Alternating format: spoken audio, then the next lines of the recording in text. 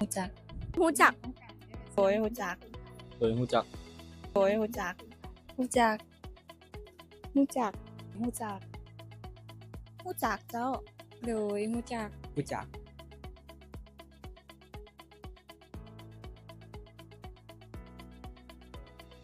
สำหรับน้องแล้วน้องคิดว่าจะนำไซ คิดว่าน่าจะลองไซส์เบิงเป็นสิ่งใหม่โดยถ้ามีโอกาสก็อยากลอง โดยลอง ๆลองนำไส้คิดว่าน่าจะมีโอกาสนำไซ คิดว่าจะลองนำไซ คิดว่าจะได้นำไส้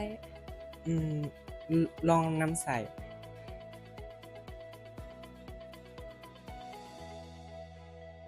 โดยสำหรับตัวน้องเองเนาะคือเฮือนน้องก็อยู่บ่ไกลจากทางใหญ่อาจจะอยู่ในหอมแต่ว่าเราสามารถเดินทางออกจากเฮือนเฮาออกมาหน้าหอมเพียงแต่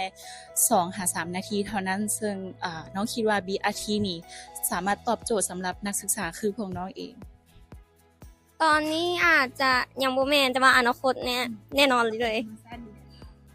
คิดว่าเหมาะสม โดยเหมาะสม โดยเหมาะ น้องคิดว่าเหมาะ สำหรับคนอื่นอาจจะเหมาะแต่สำหรับน้อง เพราะว่าอาจจะบ่ทันตอบสนองปานใดเพราะว่าน้องบ่ได้อยู่ในเขตที่มีเส้นทาง BRT ไปหา แต่ว่าถ้าว่าไปจุดอื่นที่มัน BRT ไปได้น้องก็อาจจะลองใส่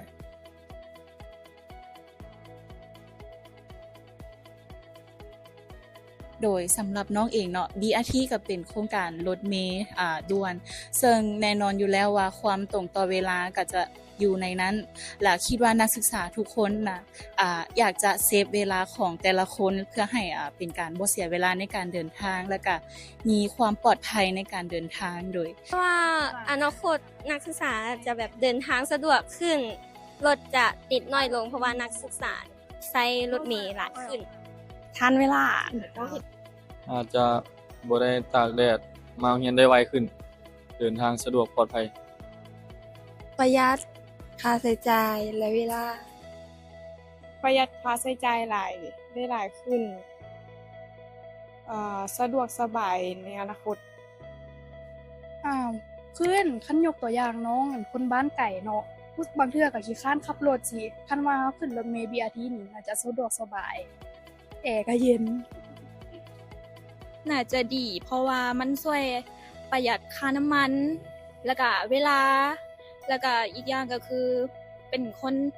เดินทางไกลมาไกลเนาะคันว่าจังซี่มันก็เหมาะกับนักศึกษาคือจังน้องอยู่แล้ว คิดว่าเดินทางสะดวกสบายแล้วก็ประหยัดเวลา ถ้าว่ามันขยายไปทั่วทุกบอนเขาเทิงใดมันก็อาจจะมีประโยชน์ต่อนักศึกษาที่ว่าบ่มีรถเที่ยวโดย